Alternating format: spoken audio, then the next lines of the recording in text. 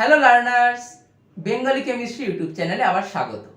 এই ভিডিওতে আমরা SN1 আর SN2 রিঅ্যাকশনের মেকানিজম মানে বিক্রিয়া কৌশল সম্পর্কে জানব। অলরেডি আমরা দেখেছি যে নিউক্লিওফিলিক প্রতিস্থাপন বিক্রিয়া কাকে বলে, নিউক্লিওফাইল আর লিভিং গ্রুপ সম্পর্কেও আমি তোমাদের ডিটেইলে পড়িয়েছি, আর এটাও দেখিয়েছি যে নিউক্লিওফাইল আর লিভিং গ্রুপের ডিফারেন্ট কম্বিনেশনের উপর ডিপেন্ড করে কিভাবে চারটে রিঅ্যাকশন ক্রাইটেরিয়া হওয়া সম্ভব। এবং সবার শেষে আমরা SN1 আর SN2 রিঅ্যাকশন পাথওয়ে সম্পর্কেও কিছুটা ভূমিকা পেয়েছি। তো যারা ওই ভিডিওটা মানে নিউক্লিওফিলিক সাবস্টিটিউশন রিঅ্যাকশনের পার্ট 1টা যারা দেখোনি তাদেরকে বলবো ডেসক্রিপশন বক্সে আর আই বাটনে আমি লিঙ্কটা দিয়ে দিচ্ছি, আগে তোমরা ওই ভিডিওটা দেখে নাও। একবার বেসিক্সগুলো ক্লিয়ার হয়ে গেলে তারপর রিঅ্যাকশন মেকানিজমগুলো বুঝতে কোনো সমস্যাই হবে না। তো চলো শুরু করা যাক।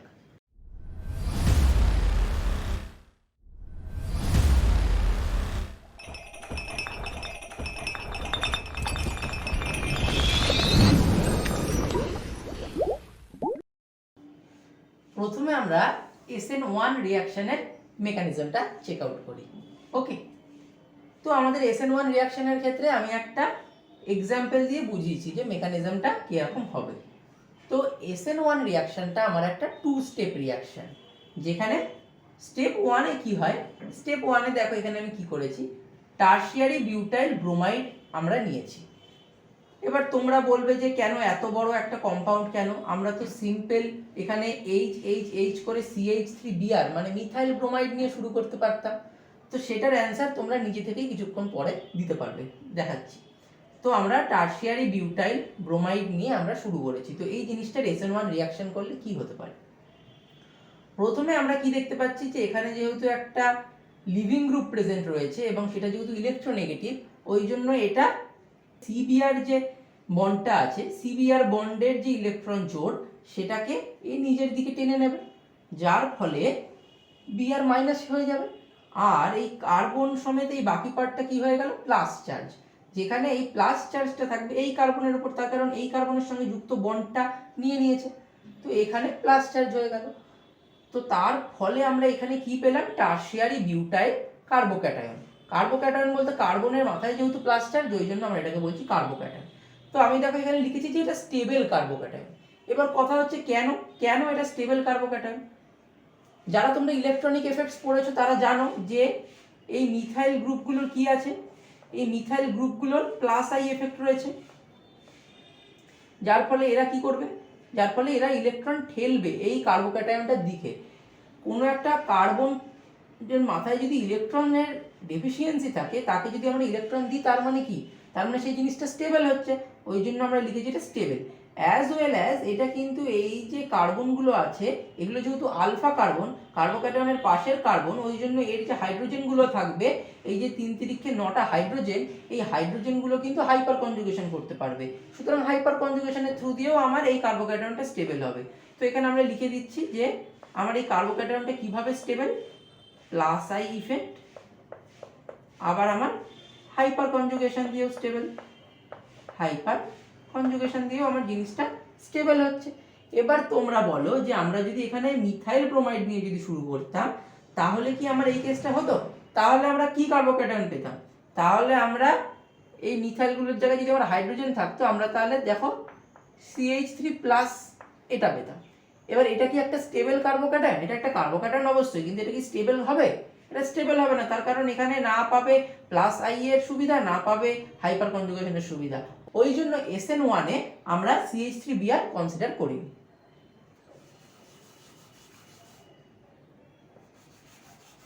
তো এবার যখন একবারের প্লাস চার্জ চলে এলো, তো প্লাস চার্জ মানে আমরা কি জানি, এই প্লাস চার্জটা কোথায় থাকবে, এখানে এই কার্বনটার হাইব্রিডাইজেশন কি, এখানে এই কার্বনটার হাইব্রিডাইজেশন হচ্ছে আমার sp3, এই কার্বনটার হাইব্রিডাইজেশন কি হয়ে যায়, আশা করি তোমরা সবাই জানো, কার্বোক্যাটায়নের হাইব্রিডাইজেশন হয়ে যায় sp2।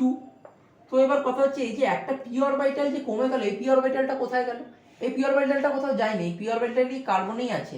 এই পি অরবিটালটা হচ্ছে আসলে একটা ভ্যাকেন্ট অরবিটাল, সেটা আমি তোমাদেরকে দেখাচ্ছি, এইভাবে দেখো। ওকে, এই যে পি অরবিটালটা, এই পি অরবিটালটা ভ্যাকেন্ট, মানে বলতে পারো যে ইন এ সেন্স এই পি অরবিটালটায় প্লাস চার্জটা আছে, প্লাস চার্জ আছে মানে ওটা আমার ভ্যাকেন্ট অরবিটাল, এই জিনিসটা এই কনসেপ্টটা ক্লিয়ার করে রাখবে। তো এই যে যখনই এবার কার্বনের মাথায় যখনই একটা প্লাস চার্জ চলে এলো, তার মানে আমার এই পি অরবিটালটা একটা ভ্যাকেন্ট উৎপন্ন হয়ে গেল। তো এবার কি হবে এটাতে, এবার নিউক্লিওফাইল যখন ইলেকট্রন দেবে তখন সেটা এই পি অরবিটালে ইলেকট্রন দেবে, তারপরে এটা আবার sp3 হাইব্রিডাইজেশন নেবে। ওকে, তারপরে এটা আবার sp3 হয়ে যাবে, কিন্তু এইখানে কিংবা এইখানে কিন্তু এটা sp2 হাইব্রিডাইজেশন আছে, এবং এই যে ইলেকট্রনটা দেবে সেই ইলেকট্রনটা দেবে পি অরবিটালে। এবার তোমরা বলো যে পি অরবিটালের তো দুটো লোব আছে, তাই না? তো এই যে দুটো লোব, এই দুটো লোবের মধ্যে যে কোনো একটা লোবে দিতে পারে।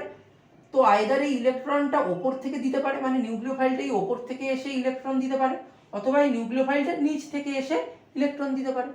তো দুভাবেই এই নিউক্লিওফাইলটা ইলেকট্রন দিতে পারে, এবং তার ফলে এটা তৈরি করবে সি আর NU এর মধ্যে একটা কোভ্যালেন্ট বন্ড, যার ফলে আমার এই প্রোডাক্টটা আমরা তৈরি হয়ে যাবে CH3 যেহেতু তিনখানা মিথাইল গ্রুপ আর তার সঙ্গে একটা NU কোভ্যালেন্ট বন্ডে যুক্ত হয়ে গেল। তো এবার আমরা দেখবো যে এই রিয়াকশনটায় রেট কিভাবে ভ্যারি করছে না করছে।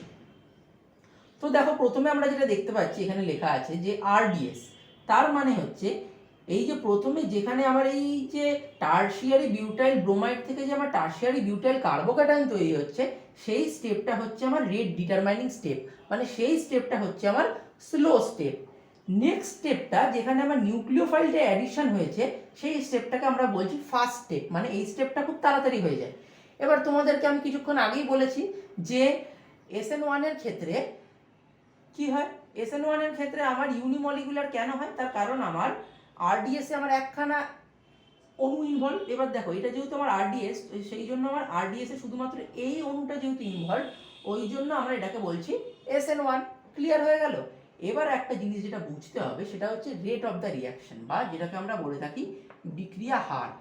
সেটা কার উপর ডিপেন্ড করে? বিক্রিয়া হার ডিপেন্ড করবে শুধুমাত্র এমন কম্পাউন্ড কিংবা এমন স্পিসিসের ওপরেই যারা RDS এ বিক্রিয়ক হিসেবে ব্যবহৃত হচ্ছে। এখানে আমার বিক্রিয়ক হিসেবে RDS এ কে রয়েছে? শুধুমাত্র এই যে টারশিয়ারি বিউটাইল ব্রোমাইড। সুতরাং রিয়াকশন রেট শুধুমাত্র এই টারশিয়ারি বিউটাইল ব্রোমাইডের ঘনত্বের ওপরে, ঘনত্ব না বলতে পারো গাঢ়ত্বের ওপরে নির্ভর করছে। রিয়াকশনে কিন্তু আমার আরেকটাও স্পিসিস ছিল, সেটা হচ্ছে নিউক্লিওফাইল অ্যাজ এ রিয়াক্টেন্ট, কিন্তু সেটার উপর কিন্তু আমার রিয়াকশন রেটটা নির্ভর করছে না। মানে বিক্রিয়ার হারটা আমরা কি ভাবি যে আমরা যত বিক্রিয়ক দেব আমার বিক্রিয়ার হার তত বেশি হবে, আমার তত তাড়াতাড়ি রিয়াকশনটা হবে, কিন্তু আদতে কিন্তু না। রিয়াকশন শুধুমাত্র ডিপেন্ড করবে, রিয়াকশনের রেট ডিপেন্ড করবে শুধুমাত্র এই RDS এ ইনভলভ হয়ে থাকা মলিকিউলের গাঢ়ত্বের উপরে। অন্য কোনো অ্যাটম সেটা যদি আমার RDS এ অংশগ্রহণ না করে, বাট সেটা যদি বিক্রিয়কও হয়, তাও কিন্তু সেটার উপর আমার রিয়াকশনের রেট ডিপেন্ড করছে না। যেমন হচ্ছে দেখো, এখানে NU মাইনাস, এটা কিন্তু একটা রিয়াক্টেন্ট, এটা কিন্তু একটা বিক্রিয়ক, এটা কিন্তু বিক্রিয়ায় অংশগ্রহণ করেছে, কিন্তু তাও এর গাঢ়ত্বের ওপরে বা এর কনসেন্ট্রেশনের ওপরে আমার কিন্তু রিয়াকশন রেটটা ডিপেন্ড করছে না। এবার যেহেতু এখানে রিয়াকশন রেটটা শুধুমাত্র টারশিয়ারি বিউটাইল ব্রোমাইডের ওপরেই ডিপেন্ড করছে, মানে এটাকে তো আমরা সাবস্ট্রেট বলতে পারি, এটা সাবস্ট্রেট আর এটা নিউক্লিওফাইল। তো সুতরাং যেহেতু শুধুমাত্র সাবস্ট্রেটের ওপরেই রিয়াকশন রেটটা ডিপেন্ড করছে, দ্যাট ইজ ওয়াই আমরা এটাকে বলে থাকি SN1। এখানে 1 মানে ইউনিমলিকুলার, এবং কোন মলিকুলটা ইনভলভড আমার ইয়েতে RDS এ বা হচ্ছে যে রেট ডিটারমিনিং এ, সেটা হচ্ছে এই টারশিয়ারি বিউটাইল ব্রোমাইড। এবার আমরা ছোট্ট করে এই রিয়াকশনটার EPD মানে এনার্জি প্রোফাইল ডায়াগ্রামটা একটুখানি দেখে নেব। যেখানে আমার এইটা হচ্ছে আমার রিয়াকশন কোঅর্ডিনেট,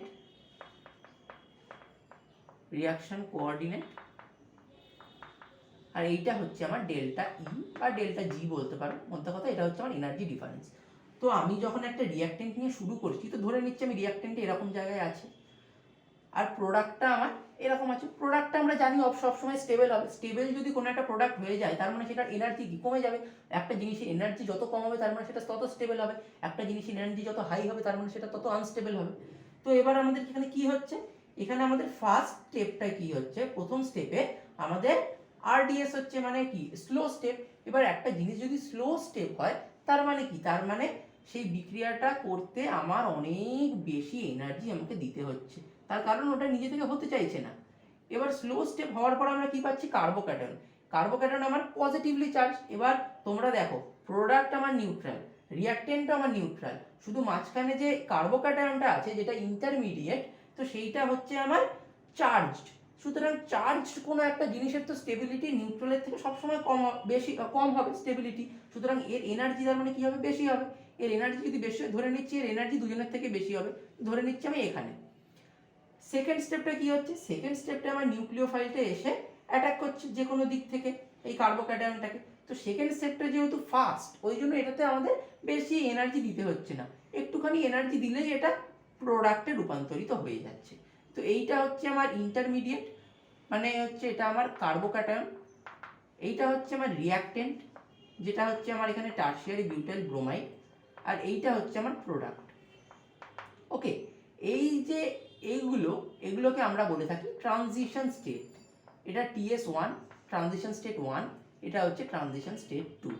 এটাকে গোটা জিনিসটাকে আমরা বলি এনার্জি প্রোফাইল ডায়াগ্রাম। ওকে, ক্লিয়ার?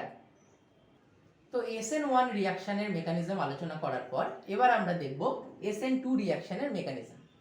তো প্রথমেই যেটা লেখা আছে এটা হচ্ছে একটা single step reaction, unlike SN1 reaction, যেখানে আমরা দেখেছিলাম যে রিয়াকশন মেকানিজমে আমার দুটো স্টেপ রয়েছে। প্রথম স্টেপে আমার অ্যালকিল হ্যালাইড থেকে একটা স্টেবল কার্বোক্যাটায়ন উৎপন্ন হচ্ছে, আর সেকেন্ড স্টেপে আমার সেই কার্বোক্যাটায়নটা একটা নিউক্লিওফাইলের সঙ্গে অ্যাটাচড হয়ে একটা নতুন মলিকিউল RNU গঠন করছে, সেটা আমরা দেখেছি। তো এই ক্ষেত্রে কি হবে, এই ক্ষেত্রে আমরা কি এক্সাম্পল নিয়েছি দেখো। এই ক্ষেত্রে আমরা একদিকে নিয়েছি হচ্ছে নিউক্লিওফাইল আর অন্যদিকে আমাদের রয়েছে মিথাইল ব্রোমাইড CH3Br।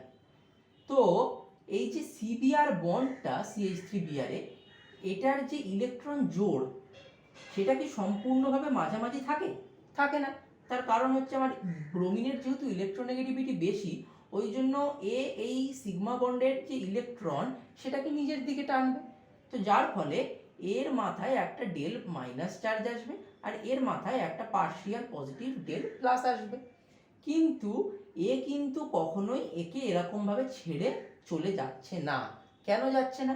তার কারণ আগেই বলেছিলাম যে যদি একে ছেড়ে যদি চলে যায় তাহলে আমাদের কি উৎপন্ন হবে, CH3+ উৎপন্ন হবে। CH3+ উৎপন্ন হওয়া মানে কি, ওটা একটা আমার আনস্টেবল কার্বোক্যাটায়ন, যার ফলে এ আর বিআর আর কার্বন এর এই মাঝখানের বন্ডটা ব্রেক হয়ে যাচ্ছে না, কিন্তু এর কিন্তু টেন্ডেন্সি আছে বন্ডটা ব্রেক করার।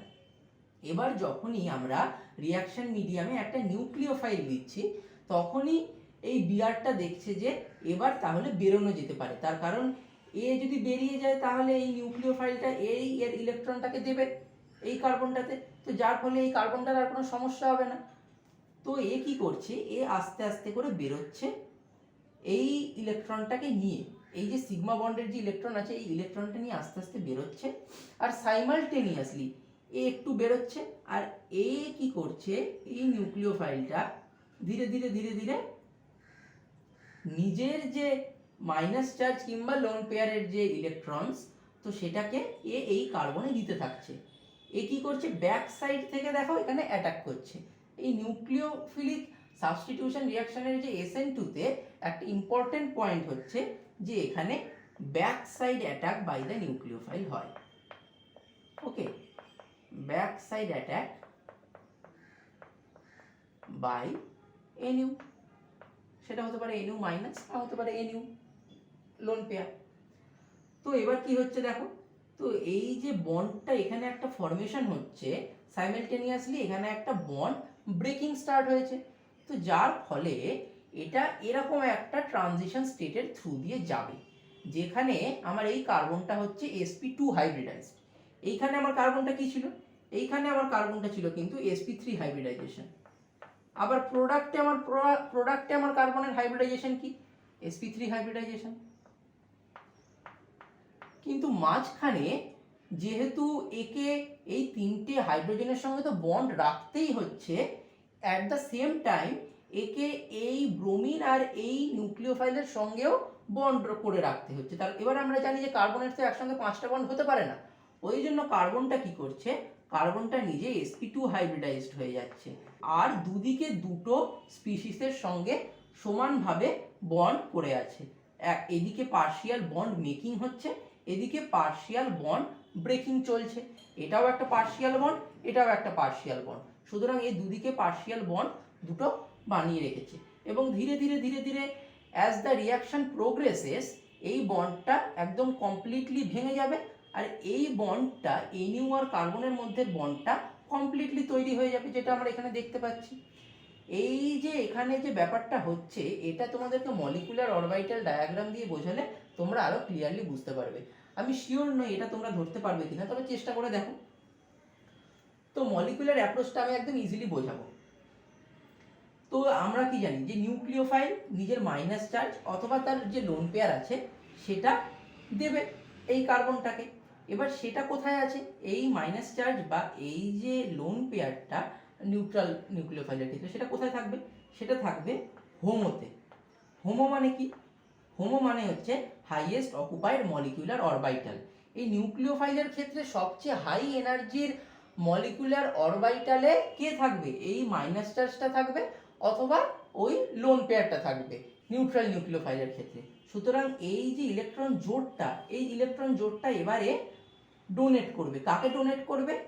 এই যে সিবিআর বন্ড রয়েছে, সিবিআর বন্ডটা তো সিগমা বন্ড, এটুকু তো জানো যে এই বন্ডটা সিগমা বন্ড। তো এই যে সিগমা বন্ড যেটা হয়, সিগমার একটা কোরসপন্ডিং অ্যান্টি বন্ডিং অরবিটাল হয়, সেটা হচ্ছে সিগমা স্টার। সেটাকে এইভাবে রিপ্রেজেন্ট করতে হয়। এটাকে যদি আমরা প্লাস ধরি তো এটা এরকম হয় প্লাস মাইনাস প্লাস মাইনাস। আর যদি আমার বন্ডিং অরবিটাল হতো তাহলে কিরকম হতো? তাহলে দুটো প্লাস একসঙ্গে হতো, যেহেতু প্লাস আর মাইনাস এর যেহেতু কম্বিনেশন হয়ে আছে এখানে, দ্যাট ইজ ওয়াই এটা আমার সিগমা স্টার মানে অ্যান্টি বন্ডিং অরবিটাল।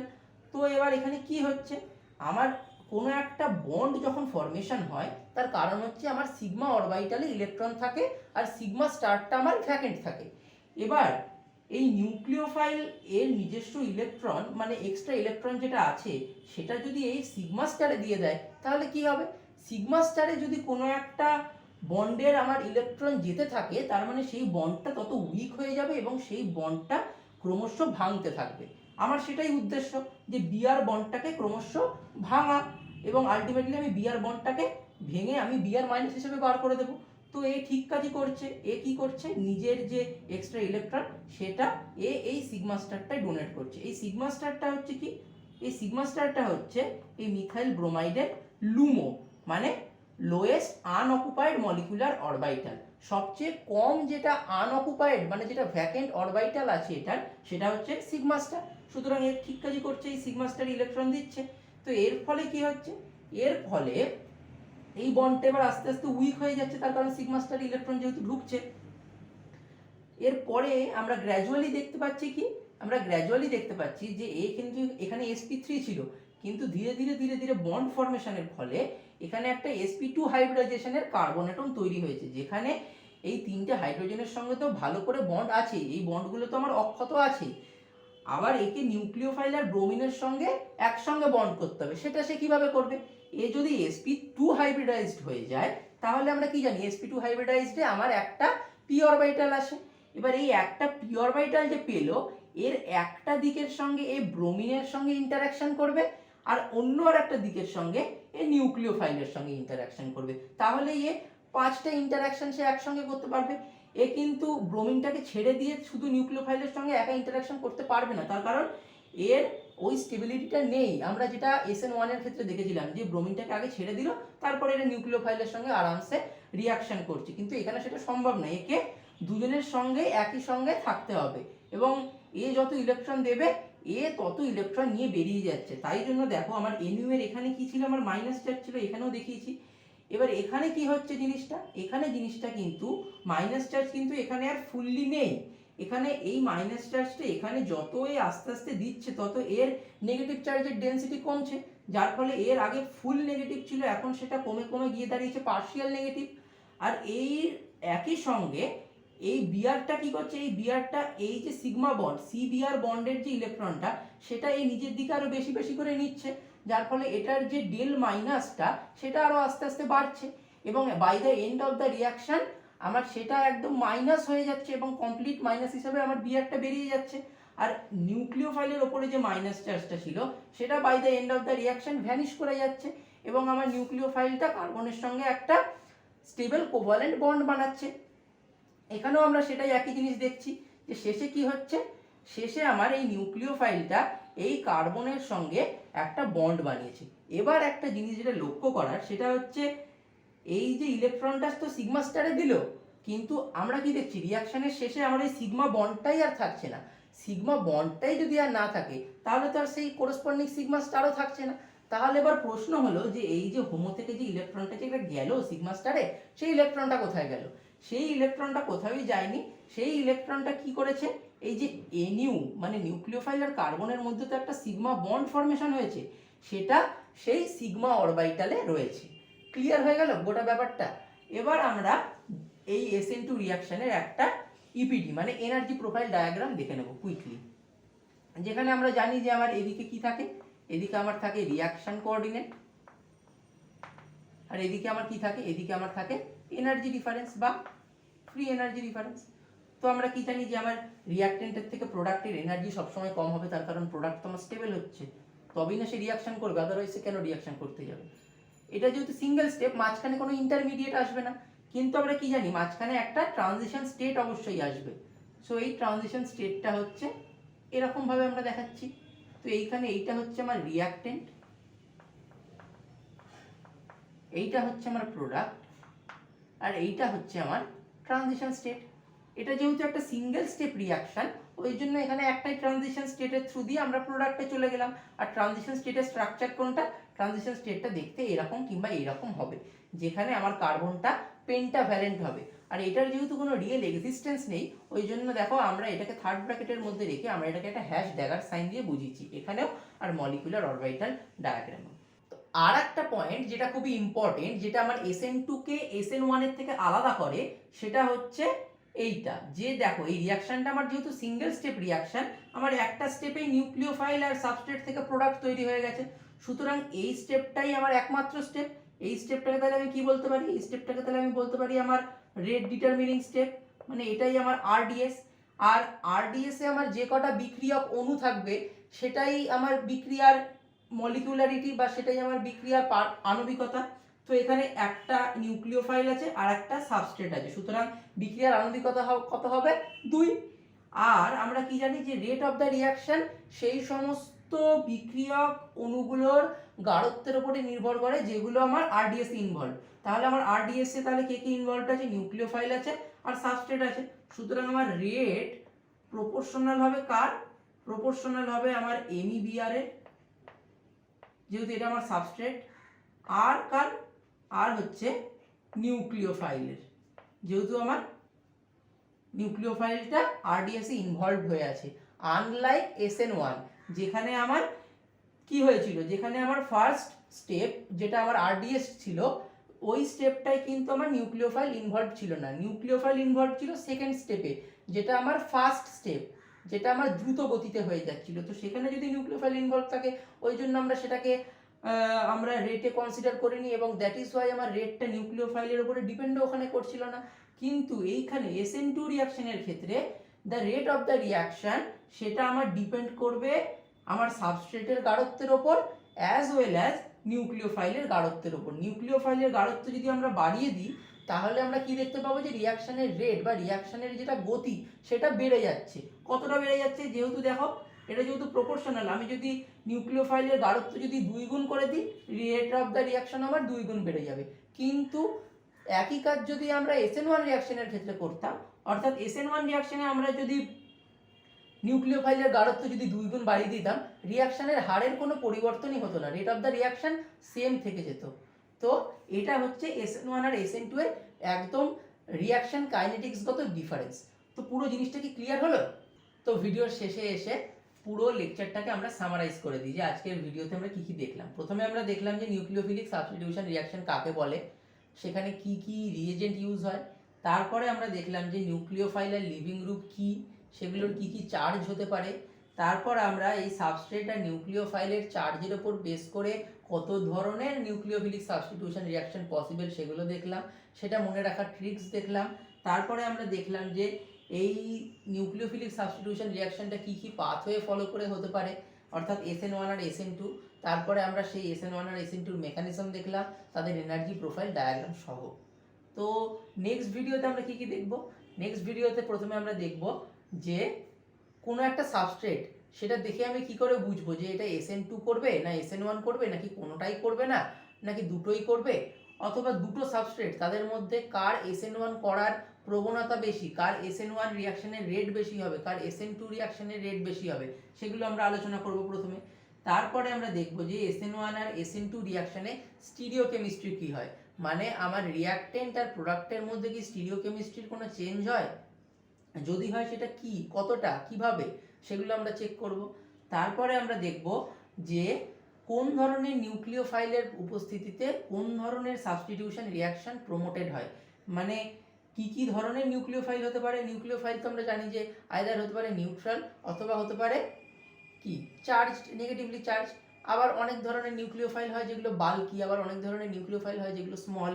তো সেগুলো নিয়ে আমরা আলোচনা করব আর দেখব যে কোন ধরনের নিউক্লিওফাইল কোন ধরনের সাবস্টিটিউশন রিয়াকশনকে সাপোর্ট করছে কিংবা কোন ধরনের সাবস্টিটিউশন রিয়াকশনকে হতে বাধা দিচ্ছে।